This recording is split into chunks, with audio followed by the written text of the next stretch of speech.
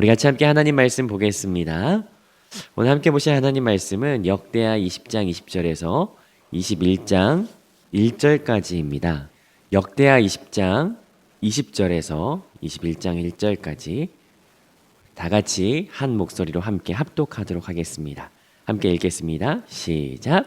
이에 백성들이 아침에 일찍 일어나서 드고와 들로 나가니라. 나갈 때 여호사밧이 서서 이르되 유다와 예루살렘 주민들아 내 말을 들을지어다. 너희는 너희 하나님 여호와를 신뢰하라. 그리하면 견고히 서리라. 그 선지자들을 신뢰하라. 그리하면 형통하리라 하고 백성과 더불어 의논하고 노래하는 자들을 택하여 거룩한 예복을 입히고 군대 앞에서 행진하며 여호와를 찬송하여 이르기를 여호와께 감사하세 그의 인자하심이 영원하도다 하게 하였더니 그 노래와 찬송이 시작될 때에 여호와께서 복병을 두어 유다를 치러 온 암몬 자손과 모압과 세일산 주민들을 치게 하심으로 그들이 패하였으니 곧 암몬과 모압 자손이 일어나 세일산 주민들을 쳐서 진멸하고 세일 주민들을 멸한 후에는 그들이 서로 쳐 죽였더라. 유다 사람이 들망대에 이르러 그 모리를 본즉 땅에 엎드러진 시체들 뿐이요 한 사람도 피한 자가 없는지라. 여호사밧과 그의 백성이 가서 적군의 물건을 탈취할세 본즉 그 가운데 재물과 의복과 보물이 많이 있으므로 각기 탈취하는데 그 물건이 너무 많아 능히 가져갈 수 없을 만큼 많으므로 사흘 동안에 거두어 드리고 넷째 날에 무리가 브라가 골짜기에 모여서 거기서 여호와를 송축한지라. 그러므로 오늘까지 그곳을 브라가 골짜기라 일컫더라. 유다와 예루살렘 모든 사람이 다시 여호사밧을 선두로 하여 즐겁게 예루살렘으로 돌아왔으니 이는 여호와께서 그들이 그 적군을 이김으로써 즐거워하게 하셨습니다. 그들이 비파와 수금과 나팔을 합주하고 예루살렘에 이르러 여호와의 전에 나아가니라. 이방 모든 나라가 여호와께서 이스라엘의 적군을 치셨다 함을 듣고 하나님을 두려워하므로 여호사밧의 나라가 태평하였으니 이는 그의 하나님이 사방에서 그들에게 평강을 주셨음이더라. 여호사밧이 유다의 왕이 되어 왕위에 오를 때 나이가 35세라. 예루살렘에서 25년 동안 다스리니라. 그의 어머니의 이름은 아수바라 시리의 딸이더라. 여호사밧이 그의 아버지 아사의 길로 행하여 돌이켜 떠나지 아니하고 여호와 보시기에 정직히 행하였으나 산당만은 철거하지 아니하였으므로 백성이 여전히 마음을 정하여 그들의 조상들의 하나님께로 돌아오지 아니하였더라. 이 외에 여호사밧의 시종 행적은 하나니의 아들 예후의 글에 다 기록되었고 그 글은 이스라엘 열왕기에 올랐더라. 유다 왕 여호사밧이 나중에 이스라엘 왕 아하시아와 교제하였는데 아하시아는 심히 악을 행하는 자였더라. 두 왕이 서로 연합하고 배를 만들어 다시스로 보내고자 하여 에시온 게벨에서 배를 만들었더니 마레사 사람 도다와후의 아들 엘리에셀이 여호사밧을 향하여 예언하여 이르되 왕이 아하시아와 교제함으로 여호와께서 왕이 지은 것들을 파하시리라 하였더니 이에 그 배들이 부서져서 다시스로 가지 못하였더라. 여호사밧이 그의 조상들과 함께 누움에 그의 조상들과 함께 다윗성에 장사되고 그의 아들 여호람이 대신하여 왕이 되니라. 아멘. 오늘 본문은 그 어제에 이어서 모압과 암몬과 마온과의 전쟁 그리고 후반부의 내용이고요. 이 여호사밧을 전반적으로 평가하는 내용이 담겨져 있습니다. 31절에 보면 여호사밧은 35살의 왕이 되어서 25년간 통치하였다라고 이야기를 하죠. 그 아버지 아사와 3년 정도 그리고 아들 요람이라고 하는 여호람 왕과 5년 정도 섭정을 했기 때문에 사실 여호사밧이 통치했던 연수는 16년 그렇게 길지 않은 연수를 통치하였습니다. 여호사밧을 볼 때 사실은 열왕기에서 여호사밧은 8명의 그 선한 왕 중 하나님의 길로 따랐던 정직히 행했던 왕 중에 한 명이지만 역대기를 보면서 또 열왕기를 보면서 여호사밧이 전적으로 좋았다, 전적으로 잘했다라고만은 평가할 수 없는 것 같습니다. 그러나 또 그렇다고 해서 여호사밧이 잘못했네라고도 할 수 없는 것이 여호사밧이 굉장히 또 잘한 것도 많이 있거든요. 근데 얘를 잘했다, 잘못했다라고 뭐 평가하기보다 그렇다면 여호사밧이 우리에게 주는 교훈은 무엇인가를 오늘 말씀을 통해서 좀 살펴보았으면 좋겠습니다. 어제 본문을 다시 한번 기억해 보신다면 모압, 암몬 그리고 마온 사람들이 이제 이스라엘 남유다를 치기 위해서 올라왔는데 그들은 사실 강력한 군대였죠. 전투 의지가 남다른 그 백성들이라고 어제 말씀을 드린 바 있었습니다. 그리고 숫자도 굉장히 많았던 것을 보게 돼요. 그런데 20절 우리 같이 한번 보시겠습니까? 오늘 본문 20절 같이 한번 읽어보겠습니다. 시작. 예, 백성들이 아침에 일찍 일어나서 드고와 들로 나가니라. 나갈 때 여호사밧이 서서 이르되 유다와 예루살렘 주민들아 내 말을 들을지어다. 너희는 너희 하나님 여호와를 신뢰하라. 그리하면 견고히 서리라. 여기까지 읽겠습니다. 여기까지 읽겠는데 이 본문을 보면요, 여호사밧의 모습이 이전에 그 대군들을 마주하면서 두려워하던 모습과는 전혀 상반된 모습을 보게 돼요. 신뢰에 가득 차 있어요. 뭔가 여호사밧 가운데 강력한 어떤 그 뭐랄까요, 강력한 신뢰를 향한 그 마음이 이 안에 있는 것을 보게 되죠. 그래서 어떤 사람들은요, 이 역대하 20장 20절을 어떤 우리의 영적인 시력이다. 왜냐면은 20장 20절 2.0 2.0 그래서 여호와를 신뢰하라. 그럼 견고히 설 수 있을 것이다.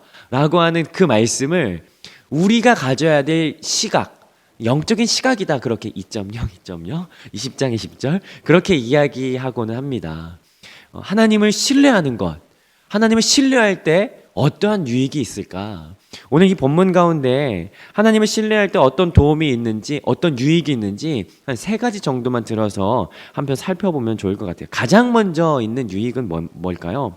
20장 20절에 나와 있는 여호와를 신뢰하면 그리하면 어떻게 됩니까? 견고히 설 수 있다라는 거예요. 특별히 견고히 서다라고 하는 것은 다른 표현으로 한다면 안전할 것이다 라고 하는 의미가 되는데요. 왜 안전하게 되는지 한번 본문을 좀 더 살펴보죠. 이 본문 내용, 드디어 우리가 아는 내용이 등장합니다. 여호사밧 하면은 떠올릴 수 있는 아는 내용이 등장하는데 그게 뭡니까? 전쟁할 때 백성과 노래하는 자들을 선발하여서 성가대 앞세워서 전장에 나가는 내용이죠. 근데 여러분 기억하십니까? 어제 본문에서 하나님께서는 성가대 조직해서 앞에 내세워라 라고 하지 않으셨어요. 어제 본문 16절, 17절 보면요, 너희가 골짜기, 첫 번째, 너희가 골짜기 어귀에서 대적들을 만날 것이다. 두 번째, 너희 싸울 거 없다. 세 번째, 봐라 라고 하는 거예요. 하나님께서는 특별히 뭐 찬양대 조직해서 앞세워라 이런 말 하지 않으셨는데 그냥 하나님께서 하신 말씀은 골짜기 어귀에서 만날 거고 너희가 싸움이 없을 거야. 근데 그것을 그냥 보기만 해 라고 했던 거죠. 아무것도 할 게 없어요. 그냥 보기만 하면 돼요. 이 말씀을 들었을 때요, 만약에 저였다면 골짜기 어귀 근처에서 그것을 지켜보지 않았을 것 같아요. 저 멀찌감치해서 숨어가지고 혹시 어떻게 될지 모르니까 혹시 하는 마음에 저 멀찍이에서 저들에게 어떤 일이 일어나는지 저는 몰래 쳐다봤을 것 같아요. 그런데 여호사밧은 찬양대를 조직해서 그들 맞서 하나님의 행하신 일을 앞장서서 보는 것을 보게 돼요. 왜 찬양대를 조직했을까? 이 부분을 생각해 볼 때 첫 번째, 이 여호사밧이 한 이 모습은요, 최선의 표현이라는 것을 볼 수가 있어요. 이 여호사밧이 하나님을 신뢰하는 최선의 표현이죠. 가장 앞에서 일선에서, 그러니까 저와 같은 마음이 아니라 저 뒤에서 그냥 숨어서 이렇게 보는 것이 아니라 하나님을 신뢰하는 나의 최선의 표현으로서 가장 앞장서서 그것을 내가 신뢰합니다, 믿습니다라고 하는 표현으로서 하나님 내가 그것을 맨 앞에서 보겠습니다라고 하는 그 놀라운 표현인 것이죠. 전투 병력이 아니라 비전투 병력으로서 하나님 찬양하는 자들로서 하나님 행하신 일을, 하나님 그 말씀을 제가 믿습니다라고 하는 최선의 표현인 것이죠. 동시에 최선인 표현인 동시에 이 찬양대를 내세운 것은요, 최고의 반응이었습니다. 최고의 반응이라고 하는 것은 우리가 하나님의 행하신 일에 대하여 할 수 있는 가장 최고의 반응은 뭐냐면요, 찬양이라는 사실이에요. 저는 찬양이 그냥 우리 찬송가 몇 장 부르시겠습니다 해서 찬양 몇 곡 부르고 끝나는 거, 그거 찬양이라고 하고 싶지 않아요. 찬양이라고 하는 것은요, 하나님의 하나님 되심, 하나님의 전능하심, 하나님의 높으심을 선포하고 높여드리고 그 하나님 되심을 우리가 기뻐하면서 하나님을 부르는 것, 그것이 찬양인 것이죠. 그것이 찬양이죠. 여호사밧이 찬양대를 앞세웠을 때 그냥 찬양 몇 곡 딱 단순히 부르고 끝나지 않았을 거예요. 그들이 박수치며 경외하며 하나님 되심을 선포하고 그들이 부르는 곡조에 맞춰서 하나님의 이름을 높여드리는 행위가 그 가운데 반드시 있었을 겁니다. 이것은 하나님 되심, 하나님이 우리 가운데 하나님 되심을 나타내 보였을 때 우리가 할 수 있는 최고의 반응인 것이죠. 그것이 바로 찬양인 것입니다. 그러나 여러분 그거 아십니까? 여호사밧이 찬양했기 때문에 하나님께서 구원하신 것은 절대 아니에요.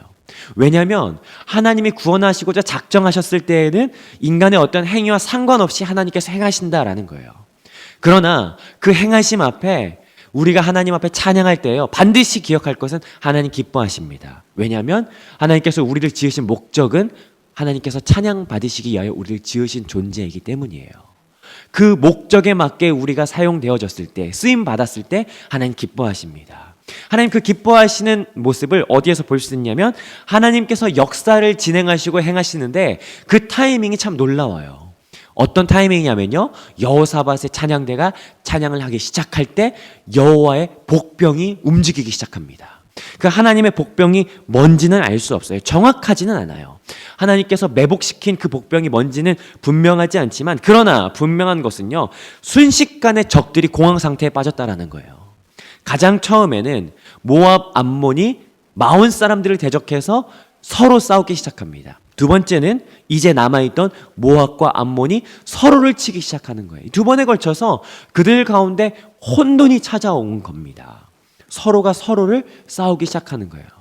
이 장면을 통해서 우리가 알 수 있는 것이 있죠. 하나님을 신뢰하였더니 그 신뢰의 최선의 표현으로서, 최고의 반응으로서 찬양하는 그 표현이 이 가운데 있었던 것이고, 그러나 하나님을 전적으로 신뢰하였더니 하나님께서 복을 주시는데 그것은 무엇이냐면 견고히 서게 하는, 안전하게 하는 복을 허락하셨다라고 하는 거예요. 저 강력한 대군, 정말 전투의 의지가 남달랐던 그 대군이 이 앞에서 녹아내리는 것을 보게 되는 것, 우리를 안전하게 하시는 그 하나님의 복을 경험하게 되는 것이죠. 이것이 우리가 하나님을 신뢰할 때 얻게 되는 첫 번째 복입니다. 두 번째 복은요, 하나님 신뢰할 때요 27절에 나타나는데요, 27절에 그 적군을 이김으로써 즐거워하게 하셨습니다. 두 번째 유익은 즐거워하게 하신다라는 거예요. 우리로 하여금 즐거움을 얻게 하신다라고 하는 거죠. 사실 방금 전에도 말씀드렸다시피 이 마온 사람들, 암몬, 모압 사람들은요 전투 의지가 남달랐던 사람들이에요. 모압 사람들 같은 경우에는 열왕기하 3장에 보면 그 수세에 밀릴 때에도 절대로 항복하지 아니하고 결사의 항전을 이뤄냈었죠. 자기의 아들을 인신제사로 드리는 것을 보여주면서까지 난 절대 포기하지 않는다, 항복하지 않는다라고 하는 모습을 보여줬던 적들이에요. 그 적들이 지금 이를 바득바득 갈면서 수많은 대군이 와서 밀려와 있는 겁니다. 그러나 이들이 우리가 싸울 것 없이 그들이 녹아내릴 때, 흔적도 없이 사라질 때 얼마나 기뻤을까요? 우리를 위협하는, 우리를 억누르려고 하는 그 대적들이 나에게서 떠나가질 때, 하나님께서 그 대적들을 모두 흩으실 때 우리에게 주어지는 것은 안전함이지만 그 이후에 우리에게 기쁨이 찾아올 수밖에 없죠. 우리로 하여금 즐거움이 찾아오게 하시죠. 그러나 그 대적들이 사라지게 되는 기쁨뿐만 아니라 하나님께서는 이 대적들이 놓고 갔던, 그들이 잃어버린 그 탈취물들을 우리로 하여금 얻게 하신다라고 하는 거예요. 그 대적들이 재물과, 특별히 25절에 보니까 재물과 의복과 보물이 너무나도 많았어요. 그것을 탈취하게 하셨어요. 탈취하는데 뭐 싸워서 이렇게 탈취한 게 아니에요. 그냥 가서 주워온 거죠. 근데 그 주워오는데도 그게 너무나도 많았기 때문에 3일이라는 시간이 소요될 정도로 굉장히 많은 보물을 얻게 하시는 복을 누리게 되었다라는 거예요. 하나님 신뢰하였을 때 이들이 얻게 되었던 복 중에 두 번째는 바로 이처럼 즐거움을 얻게 하시는 것이죠. 마지막 세 번째 유익은 뭐냐면요, 29절에 있는 30절에 있는데요, 하나님이 사방에서 그들에게 무엇을 주셨어요? 평강을 주셨습니다.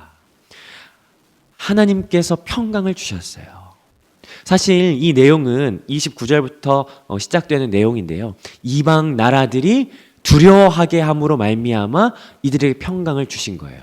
사실은 이 내용이 이 남유다가 이겼기 때문에 두려워하여서 하나님 두려워하여서 그들이 평강을 얻었다라고 하는 내용이 될 수도 있겠지만, 그러나 역대기 기자는 이것을 정확하게 이야기하는 거예요.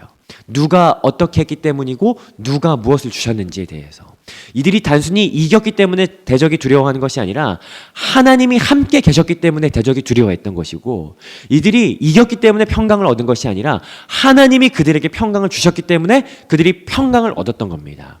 여러분, 우리가 잊지 말아야 되는 것은 무엇이냐면요, 우리에게 평강, 샬롬이라고 하는 것은요, 내가 스스로 만들어낼 수 있는 것이 아닙니다. 어떤 분위기를 통해서 우리가 얻어낼 수 있는 것이 아니라는 사실이에요. 특별히 샬롬이라고 하는 것은 히브리인들이 가장 이상적으로 추구하는 어떤 가치관 중에 하나죠.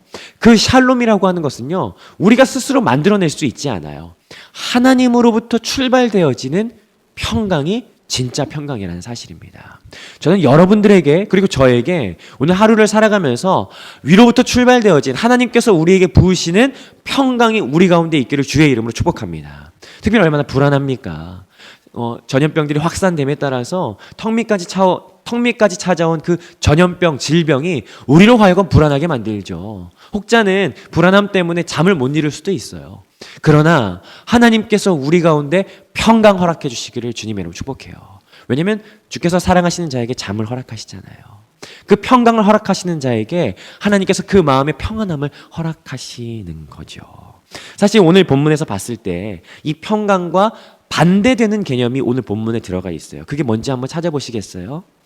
이 평강이라고, 하나님께서 위로부터 부으시는 평강과 대조되는 개념, 하나님께서 그 평강을 걷어가셨을 때 어떠한 일이 생길까요?